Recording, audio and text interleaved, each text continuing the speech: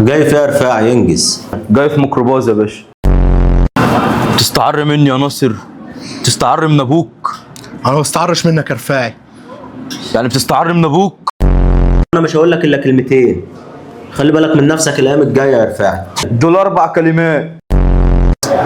حط الصابون تحت رجلي وقال لي خليك زي اللباس الابيض يا رفاعي، مهما يتغسل ينشف. اخش اعمل لك واحد شاي على ميه بيضه. لا قلبه يا رفاعي، بحب اشربه.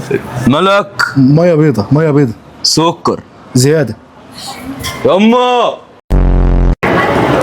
اتفضل يا باشا. تسلم. اقول لك لا، حامي عليك حامي عليك. يا ناصر عشت بتاع منظفات ومت متزحلق. كان راجل نضيف قوي قوي قوي قوي، كان قاعد غاسل لافف عصر نشر، كانس ماسح طالع نازل، تقولش واحده في الستينات.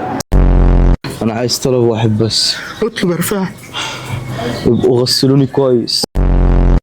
لو دخلت حمام المنطقه ده تاني من غير ما تستأذني هربطك هنا واحميك بصابون بريح. نعم، انت بتقول ايه يا رفاعي؟